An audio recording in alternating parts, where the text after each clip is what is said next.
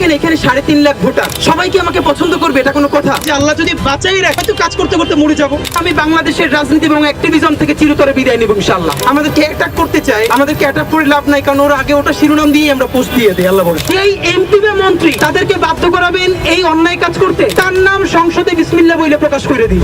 আমি জাতীয় সংসদে গেলে আমি প্রথম যে 2-3টা কথা বলবো, এর প্রথমটা বলেছি অনেক আগে, আলহামদুলিল্লাহ এটাও দেখলাম কোন প্রার্থী এখন বলছেন। আপনাদের মিডিয়ার বন্ধুদের মনে থাকবার কথা, আমরা যখন বলেছি এটা বাংলাদেশে কোনো প্রার্থী বলে নাই। নাম্বার 1, সংসদে আওয়াজ তুলবো, এমপিরা কোনো ট্যাক্স ফ্রি গাড়ি আনতে পারবেন না বিদেশ থেকে। আমি এমপি হলে কোনোদিন ট্যাক্স ফ্রি গাড়ি আনবো না এবং এই সুবিধা বাতিল করার জন্য আওয়াজ তুলবো প্রথমত।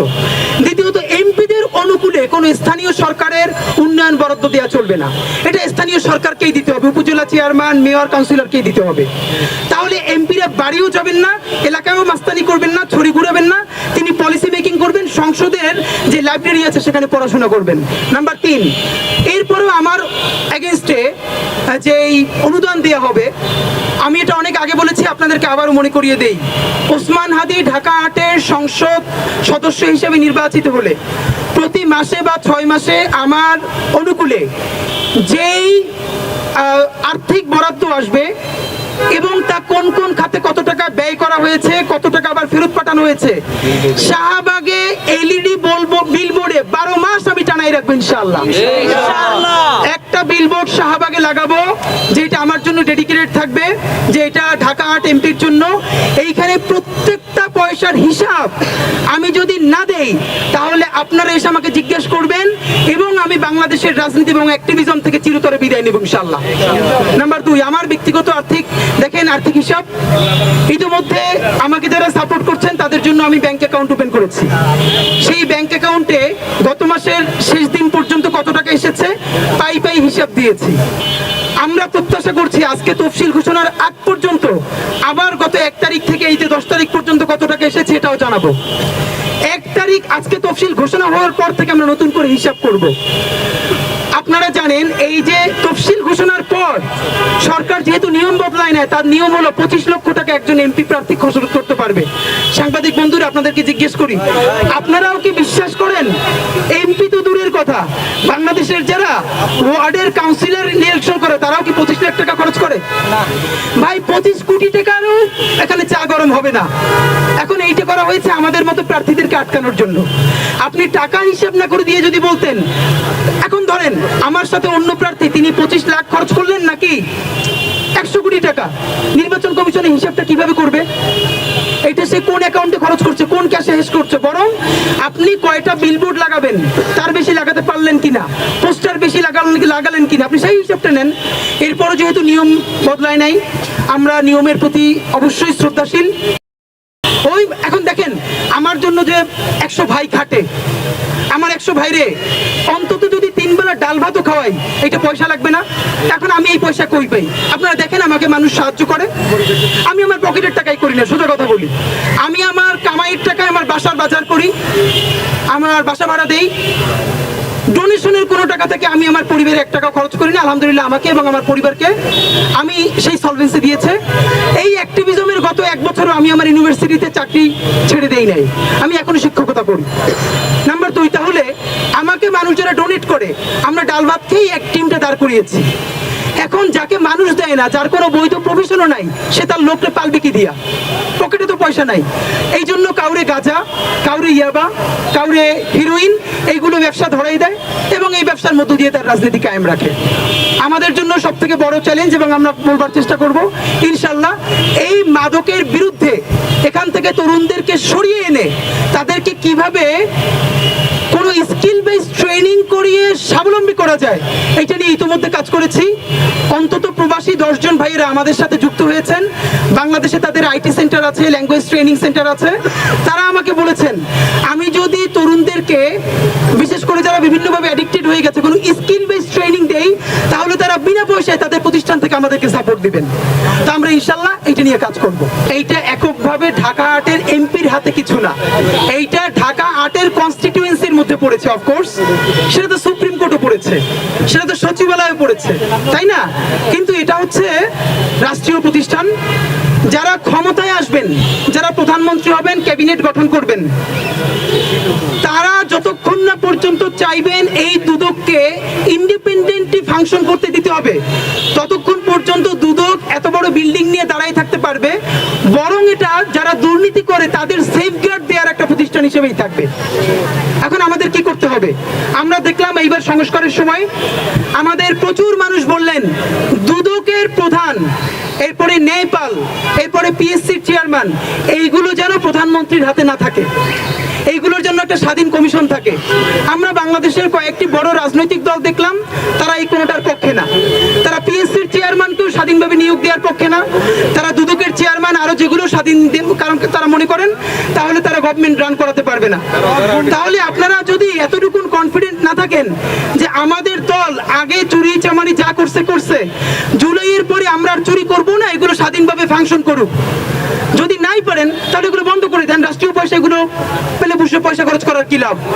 আমি আপনাদেরকে ওয়াদা দিতে চাই, আমি অন্তত যেটা পারবো, আগে বলেছি সেটা এখনো বলি, দুদক যাদের ব্যাপারে ফাইল ওপেন করে বসে থাকবে, কথা বলবে না, অথবা দুদকের মধ্যে যাদের ব্যাপারে করাপশনের এলিগেশন আসবে, এই দুদকের সামনে এসে মিডিয়ার সামনে তার নামটা প্রকাশ করে দেবেন ইনশাআল্লাহ।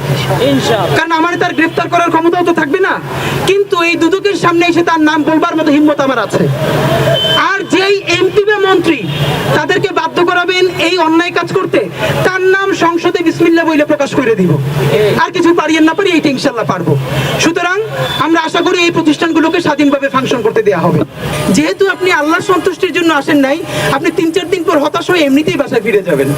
আর যারা আল্লাহর সন্তুষ্টির জন্য দেশকে ভালোবেসে, স্বাধীনতা সার্বভৌমত্বকে ভালোবেসে আসে, তারা তো লেগে থাকতে চায়, তাদের কোনো দুঃখ কষ্ট নাই। সুতরাং আমাদের ব্যাপারে যদি ওরকম কেউ চেষ্টা করেন যে একটু টোপ দিয়ে চেষ্টা করি, আল্লাহ মাফ করুক, বয়স তো কম, নারী ট্রাপে না পড়লে আর কোনো ট্রাপে ফালাইতে পারবেন না। হ্যাঁ, দোয়া চাই আপনাদের কাছে, হানি ট্রাপ, মানি ট্রাপ, সমস্ত ট্রাপ থেকে। তো এরপরে তো আমি বলেছি যে আমাকে নিয়ে যখন এই বাজে ভিডিও বানানো হয়েছে, তো আমি বলেছি আমার এরপর নিয়ে বানাইলে একটু স্লিম ফিগার দেখে বানাবেন, আমার একটু স্লিম ফিগার পছন্দ। হ্যাঁ, তো বিকজ হলো যেই সব ভাষা দিয়ে খেয়াল করবেন আমাদেরকে অ্যাটাক করতে চায়, আমাদেরকে অ্যাটাক করে লাভ নাই, কারণ ওরা আগে ওটা শিরোনাম দিয়ে আমরা পোস্ট দিয়ে দিই, আল্লাহ ভরসা। তো এখন আপনাদের জন্য আমাদের যেটা দুটো বলা, নাম্বার 1, আমরা ভোরে উঠে ক্যাম্পেইন শুরু করে রাত্রি 10টা পর্যন্ত হেঁটে হেঁটে, আমি ইলেকশনের আগে একটা ভিডিও আপনাদের সামনে দিব যে আমি দাঁড়ায় আছি, 8-10 জন কেউ লিফলেট নিচ্ছেন। আপনাদের নিশ্চয়ই মনে থাকবার কথা মিডিয়ার বন্ধুরা, শাহবাগে যেদিন বাতাসা মুড়ি দিয়ে আমরা বাতাসা বৈঠক দিয়ে আমার নির্বাচনী প্রচারণা শুরু করেছিলাম, তখন এক ভ্যানওয়ালা চাচা, উনি অন্য মানুষ হয়েছিলেন, আমি লিফলেট দেওয়ার চেষ্টা করছি অনেকক্ষণ, উনি আমার দিকে তাকানো নাই। পুরো ফ্যাসিবাদী আওয়ামী গোষ্ঠী এবং এদের সাথে যারা বন্ধু বান্ধব, এরা এইটাকে নিয়ে করবার চেষ্টা করলো যে দেখো এদেরকে মানুষ ফিরেও তাকায় না, কি নির্লজ্জ, তারপরেও আমি লিফলেটটা দিতে চাই। এবং তারা যেটাকে নির্লজ্জ কাজ মনে করে ওটা আমাদের জন্য সম্মানের। আমাকে মানুষ উপেক্ষা করবে, আমার গায়ে ময়লা পানি ফেলবে, যতক্ষণ না পর্যন্ত আমার উপরে শারীরিক বড় করে আঘাত করবে। দেখেন এখানে 3.5 লাখ ভোটার, সবাইকে আমাকে পছন্দ করবে এটা কোনো কথা? আমাকে একবার বললো যে আমি এইটা আপনাদের মাধ্যমে, কার মাধ্যমে ভাইরাল হয়েছে জানি না, আমাকে অনেক বন্ধুরা বললো কি তোমার কি এই কথাটা বলা ঠিক হয়েছে, কাটাবান মসজিদের সামনে জনসংযোগ করছি। তো এক চাচা, দেখেন আপনারা একটা ব্যাপার খেয়াল করবেন, মিডিয়ার বন্ধুরা অনেক রাগ করেন কেন, যে প্রতিদিন কোথায় কখন ক্যাম্পেইনে যাই আপনাদেরকে জানাই না। আপনাদের প্রতি আবারও সরি বলি। দেখেন আপনারা থাকলে তো আমাদের জন্য অত্যন্ত আনন্দের যে আপনাদের মাধ্যমে প্রচার হবে, কিন্তু মুশকিলটা হলো আমরা না এই প্রচারণার বাইরে গিয়ে একদম সিকিউরিটি গার্ড আঙ্কেলের সাথে 5তলা 7তলা বারান্দায় দাঁড়িয়ে যেই আন্টি আমাদেরকে হাদি বলে ডাক দেয়, আমরা তার সাথে 1-to-1 কথা বলতে চাই। এই জন্য আপনারা দেখবেন আমরা যখন যাই আমাদের টিমে 8-10 জনের বেশি কেউ থাকে না। এবং তাও আমি যখন কোন একটা স্কুলের সামনে, কলেজের সামনে বা মসজিদের সামনে দাঁড়াই, দেখবেন আমার দুই পাশে কেউ থাকে না, ওই কর্নারে একজন, ওই কর্নারে একজন। এই যে আমরা এখানে একটু প্রচারণা করলে কিছু তো ডিস্টার্ব মানুষের হবেই। আমাদের এবারে সব থেকে বড় পলিসি হলো মানুষকে কত কম বিরক্ত করে, কত কম ডিস্টার্ব করে ইলেকশন ক্যাম্পেইন করা যায়। আলহামদুলিল্লাহ এটা আমরা এস্টাবলিশ করে ফেলেছি। শত শত মানুষ দেখেছি ফেসবুকে পোস্ট দিয়েছে যে মানুষকে কত কম বিরক্ত করে ইলেকশন ক্যাম্পেইন করা যায়, এটার একটা নজির স্থাপন আমরা করছি। এই যে দেখবেন আমি একা দাঁড়াই থাকি, আমার পাশে 5 জন দাঁড়ায় না কেন? আমার পাশে আরো 5 জন দাঁড়ালে আমি ঠিক যে রিক্সাওয়ালা, সবজিওয়ালা, বিশ্ববিদ্যালয়ের শিক্ষক, আমার বাসার আন্টি, তার একান্ত কথাটা শুনতে চাই। আমার পাশে যদি আমার বন্ধুরা দাঁড়াই থাকে বা মিডিয়ার 5 জন ভাই থাকে, তিনি তো আমার সাথে এসে কথা বলতে কমফোর্ট ফিল করবেন না, তিনি তো ক্যামেরার সামনে কথা বলতে চান না, তিনি আমার সাথে একান্ত কথা কথা বলতে চান, আমার সাথে 10 জন থাকলে তিনি কথা বলতে চান না।